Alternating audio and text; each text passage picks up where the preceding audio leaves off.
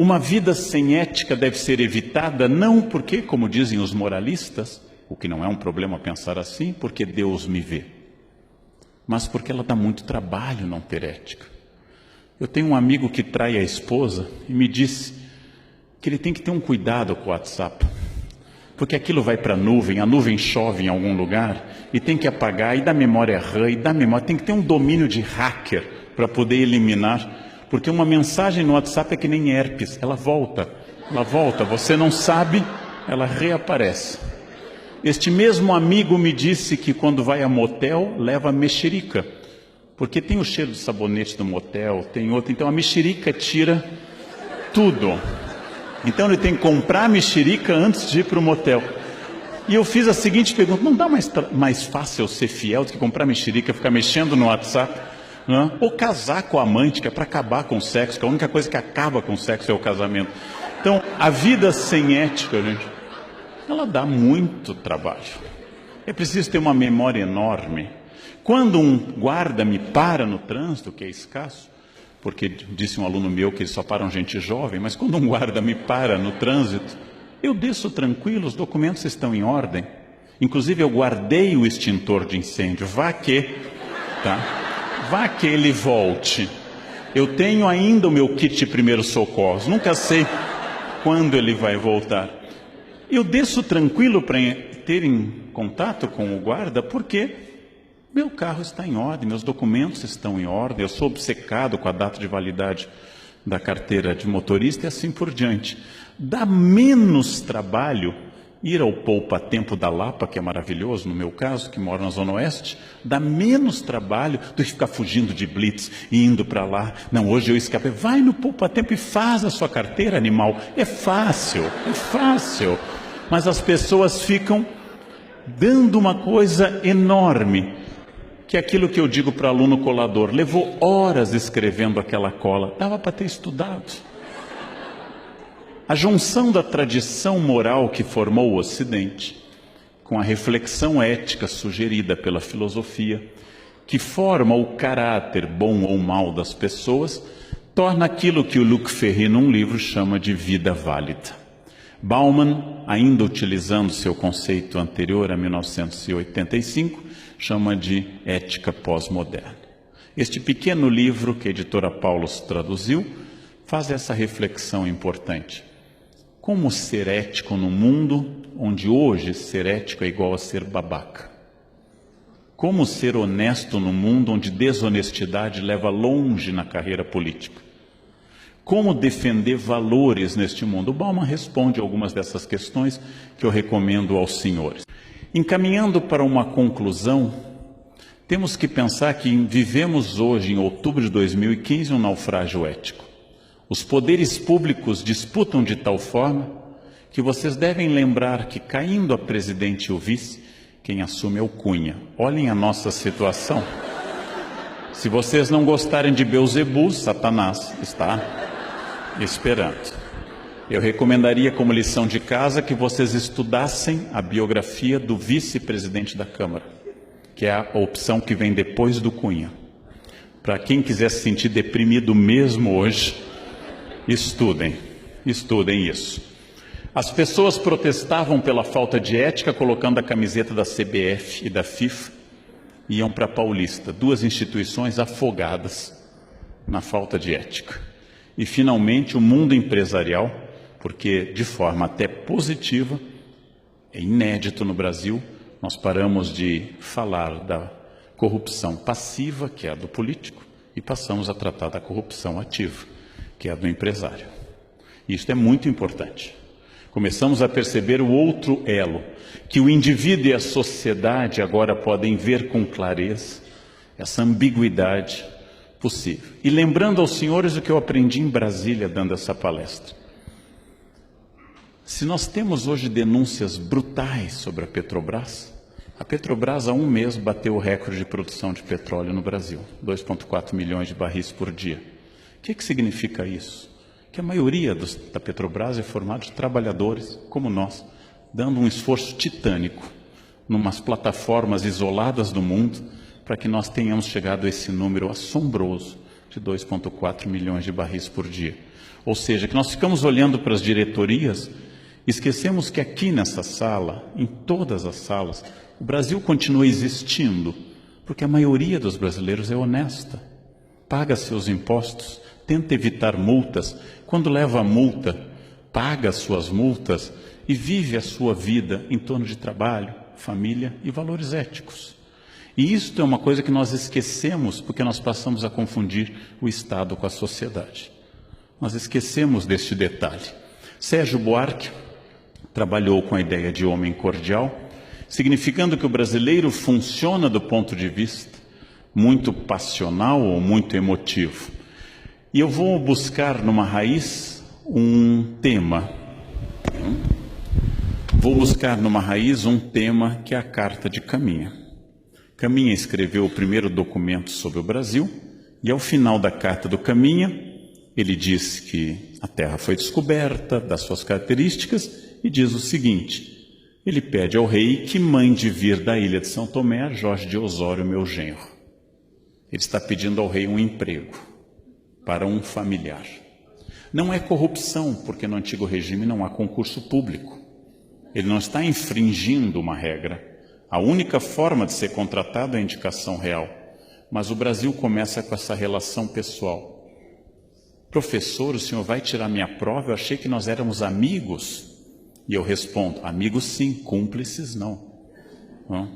Quer dizer, a ética não depende da minha relação afetiva com você. Ela depende de regras morais. Muitas vezes eu achei que o senhor gostasse de mim, eu gosto de você, mas eu odeio o deslize ético. É uma pergunta comum no Brasil. E para piorar, isto é muito importante nós termos claro. Nós somos o país que manteve por 388 anos, dos nossos 515, a barbárie da escravidão. O que significa? Que, em primeiro lugar, o campo do trabalho foi contaminado pela noção de que trabalho é coisa de escravo. Até hoje, quando se sai para dar aula, alguém canta na sala dos professores, lê, lê, lê, lê, lê, a música da Isaura. Quem não lembra, anota que o tio fala depois disso também. O fato de que uma parte da sociedade portuguesa e brasileira se achou no direito de trazer seres humanos à força, através de uma viagem fatal na África, e submetê-los a um serviço não remunerado e aviltante de destruição do valor humano, explica essa imagem do início do século XIX, explica por que é que os operários do Brasil começaram a ganhar direitos em 1930 e as domésticas ganharam os direitos plenos em 2015. Fundo de garantia foi aprovado este ano. É a sobrevivência da barbárie da escravidão. É a sobrevivência da ideia denunciada de forma suave em filmes como Que Horas Que Ela Volta, com a Regina Casé, que eu recomendo aos senhores, denunciada essa desigualdade, essa desumanidade, que nós transformamos essa herança bárbara. Se um branco for às compras ou ao passeio, com dois outros seres humanos carregando, um levando o lanche atrás, uma senhora, e outro guarda-chuva, essa é uma ideia que marcou as relações de trabalho pela falta de ética até hoje. Então nós temos que superar uma herança específica do Brasil, que é a herança da escravidão, que é a ideia que possa haver seres humanos inferiores, que possa haver seres humanos pelos quais eu deva fazer luto e outros pelos quais eu não preciso fazer luto, que uma chacina em Osasco não tem o peso se uma chacina que ocorresse no Oscar Freire. Nós continuamos contaminados por essa barbárie. Este é um dos defeitos éticos brasileiros, um dos mais graves. Nós selecionamos quais os seres humanos pelos quais é digno fazer luto ou não fazer luto.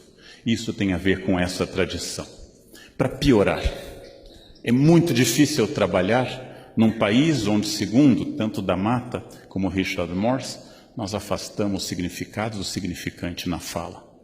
Em outras palavras, onde a pessoa que me diz, eu vou estar chegando tipo umas 9, seja qualquer coisa entre 9 e a segunda vinda de Jesus, ou seja, que eu não tenha a menor ideia a esse respeito.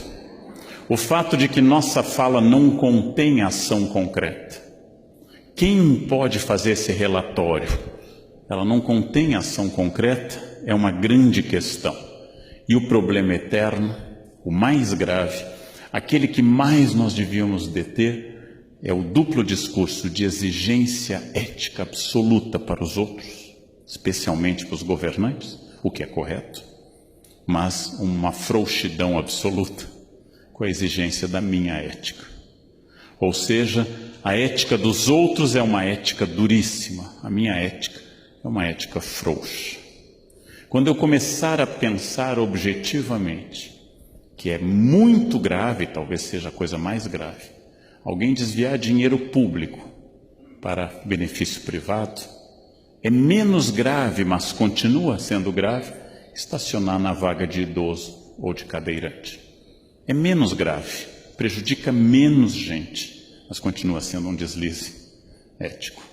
É muito grave furar a fila. É muito grave comprar carteira de estudante para ter direito à meia entrada. É muito grave fazer essas coisas. Não é a coisa mais grave do mundo. A podridão política tira dinheiro da merenda escolar para o apartamento em Miami. Isto é o limite da barbárie. Por que ser ético? Por que seguir a ética? Por que tentar ser bom? Por que implantar normas? Talvez o mais fácil seja respondendo com países onde a resposta foi não, que é a Síria. A Síria deu não a essas respostas. Não quero dialogar com você, não quero estabelecer contato ético, não respeito seu direito à existência.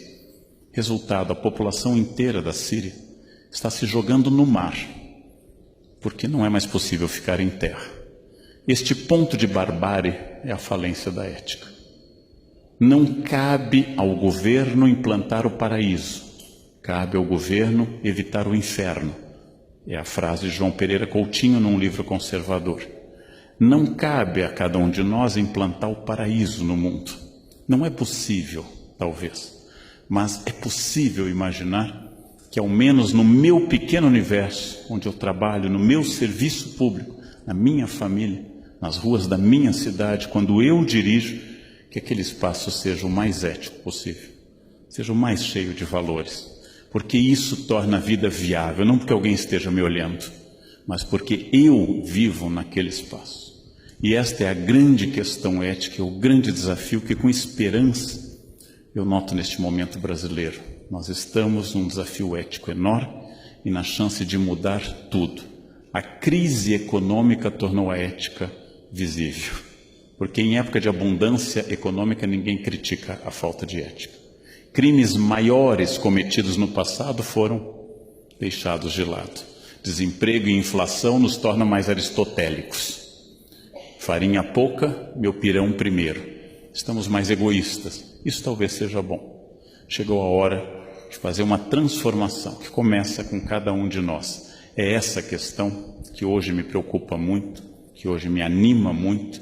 Imaginar um país grande, diverso, com mais de 200 milhões de habitantes, com pessoas muito variadas, falando grosso modo a mesma língua, com uma certa tradição histórica, quase todo mundo. Onde eu dei palestra nos últimos meses, Bahia, Pernambuco, todos os lugares, Brasília, Rio Grande do Sul, Curitiba, em todos os lugares, as pessoas apontando a mesma coisa. Todos querem uma nação mais ética. Todos querem um país mais justo. E nós, talvez, curiosamente, tenhamos dado o primeiro passo nesse sentido. Só que quando eu lanceto o furúnculo, a primeira reação não é agradável. Eu estou colocando décadas de falta de discurso ético para fora. Se isso vai ser uma grande transformação, é uma resposta que está agora, daqui para diante, nas mãos de cada um de nós, eleitores, cidadãos, servidores públicos. Era isso que eu queria dizer neste momento para vocês. Muito obrigado pela atenção. Obrigado.